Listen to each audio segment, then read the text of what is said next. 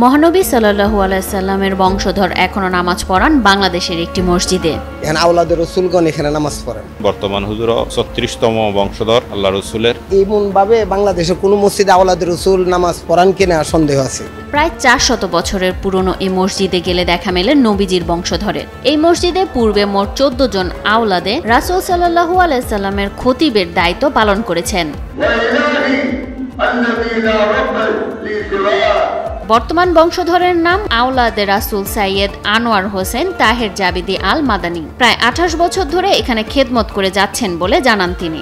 আমি 1996 পহেলা রমজান থেকে আমি জুমার প্রথম খুতবা এখান থেকে শুরু করেছি, আজ পর্যন্ত আল্লাহ রাখছে প্রায় 28 বছরের মতো আমি এখানে দ্বীনের খেদমত করছি। মসজিদ নববীর রওজা পাকের দলিল ছিলেন আমার আব্বা, এবং ওনার রাসূলের রওজার চাবি ওনার হাতে ছিল। নবীজের বংশধরের আরশে নামাজ পড়তে প্রতিদিন হাজার হাজার মানুষ ওযু করে দাঁড়িয়ে যান একই কাতারে। সবার ধারণা এখানে আয়সা কিছু আল্লাহর কাছে প্রার্থনা করলে আল্লাহ কবুল করেন, এই আশা ভরসা নিয়ে অনেকে দূর দূরান্ত থেকে এখানে আসে। এটা একটা বুজুর্গ মসজিদ, এখানে আয়সা মানুষের নামাজ পড়ে তৃপ্তি পায়, এখানে আয়সা মানুষের বিভিন্ন আকতি বিনতি জানায়। মানুষের ভক্তি মসজিদে আছে, দূর দরাজ থেকে তারা বরকতের জন্য এখানে আসে এবং নামাজ আদায় করে, আল্লাহর কাছে প্রার্থনা করে। সাহাবায়ে কেরামরাও কয়েকজন এসে এখানে নামাজ আদায় করেছেন। 1666 খ্রিস্টাব্দের 27 জানুয়ারি চট্টগ্রামের তৎকালীন মুঘল শাসনকর্তা সুবেদার নবাব শায়েস্তা খাঁর পুত্র উমেদ খাঁ মগ ও পর্তুগিজদের একটি আস্তানার অভ্যন্তরে প্রবেশ করলে এর নামকরণ করা হয় আন্দরকিল্লা। আন্দরকিল্লা শাহী মসজিদের বয়স প্রায় 450 বৎসরের ঊর্ধ্বে। এই মসজিদ ঐতিহাসিক মসজিদ। এই মসজিদে প্রায় 250 বৎসর পর্যন্ত রাসূলের খানদানরাই জুমার ইমামতি করেছেন।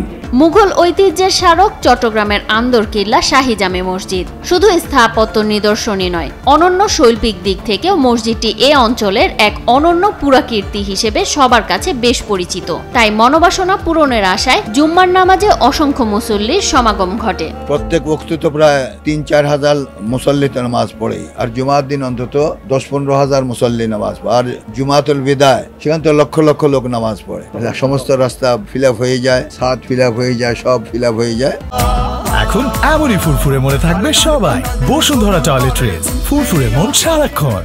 ইসলাম ধর্মের সর্বশেষ ও সর্বশ্রেষ্ঠ নবী হযরত মুহাম্মদ সাল্লাল্লাহু আলাইহি সাল্লামের বংশধরদের এক নজর দেখতে, এমনকি এই মসজিদে এক ওয়াক্ত নামাজ আদায় করতে দেশের বিভিন্ন প্রান্ত থেকে আন্দরকিল্লায় আসেন মুসল্লিরা। এই মসজিদের একটা ঐতিহ্য, এটার তাৎপর্য অনেক অপরিসীম। আমি কাঠগড় পতেঙ্গা থেকে আমার মনের একটা স্পৃহা বা একটা মনের আনন্দের জন্য আমি এই মসজিদটাতে মাঝে মধ্যে নামাজ পড়তে আসি। এখানে তো আসলে নামাজ পড়ে একটা আলাদা ফিলিংস হয়, একটা আলাদা মজা পাওয়া যায়, যেটা অন্য জায়গায় গিয়ে পাওয়া যায়নি।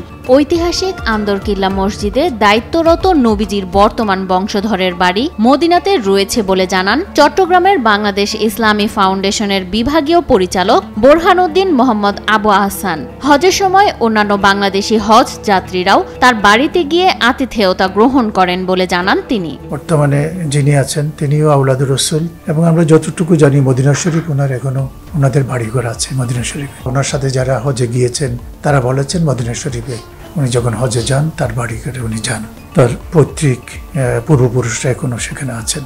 বয়সের ভারে কিছুটা যেন মলিন হয়ে গেছে ঐতিহ্যবাহী মসজিদটি, কোথাও কোথাও দেয়াল থেকে যেন খসে পড়ছে আস্তরণ। তাই প্রাচীনতম এই মসজিদটির নতুন করে সংস্কারের দাবি স্থানীয় মুসল্লি ও মুসলিম কর্তৃপক্ষের। বিস্তর এলাকা জুড়ে এরকম আর মসজিদ বাংলাদেশে নাই। এই যে মসজিদ ভাঙ্গা পড়তেছে, বিভিন্ন দিকে অনেক ধরনের সমস্যা। আমার রুমে কোনো পানি নাই, গ্যাস নাই, বিভিন্ন ধরনের সমস্যা।